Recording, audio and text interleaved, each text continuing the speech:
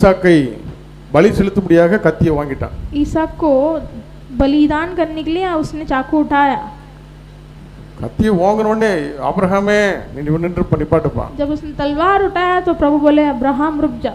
அல்லேலூயா. Hallelujah. பிள்ளையாண்டர் மேல் கை போடாதே. बच्चे के ऊपर हाथ मत रखो. இப்பொழுது நான் அறிந்து கொண்டேன். अब मैं जानता हूँ உன் இருதயம் என்னை தான் நேசிக்குது. तेरे हृदय मुझे ही चाहता है. அல்லேலூயா. हालेलुया.